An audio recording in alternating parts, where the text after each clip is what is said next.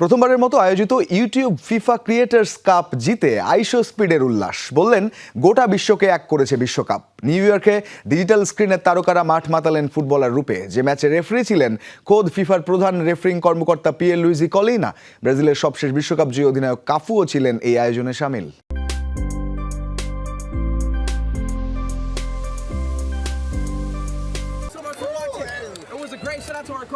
ব্রাজিলের বিশ্বকাপ জয়ী অধিনায়ক কাফুর সাথে আইশো স্পিডের এই খুনসুটি নিউ ইয়র্কের বিখ্যাত সেন্ট্রাল পার্কের ওলম্যান রিংকে।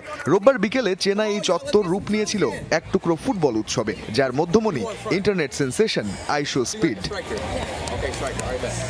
ইউটিউব ফিফা ক্রিয়েটার কাপের এই আয়োজন এবারই প্রথম, যেখানে ডিজিটাল স্ক্রিনের তারকারা নেমেছিলেন ফুটবলার রূপে।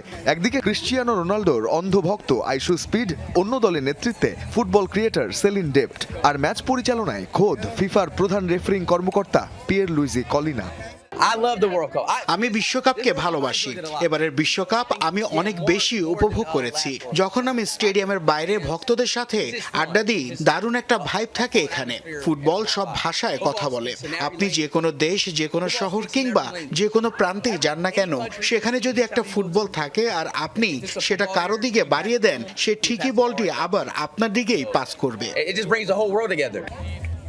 দুপুরের কড়া রোদ উপেক্ষা করে ব্রাজিলিয়ান ক্রিয়েটর অ্যালান স্ট্যাগের জাদু কিংবা গোলপোস্টের অতন্দ্র প্রহরী বিলু ও জিয়াসের চমক, সব মিলিয়ে ম্যাচটি ছিল উত্তেজনায় ঠাসা। ফ্যাশন ক্রিয়েটর উইজডম কে এর মতো তারকারাও এদিন মাতিয়েছেন মাঠ। ছিলেন ব্রাজিলের সবশেষ বিশ্বকাপ জয়ী কিংবদন্তি কাফুও।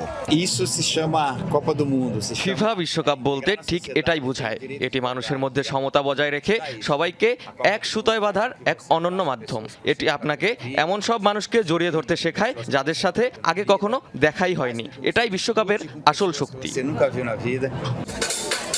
মূলত নতুন প্রজন্মের কাছে পৌঁছাতে এটি ফিফার একটি কৌশল বলা যায়। এই টুর্নামেন্টে অংশ নেওয়া ক্রিয়েটরদের সম্মিলিত সাবস্ক্রাইবার সংখ্যাই 27 থেকে 35 কোটিরও বেশি।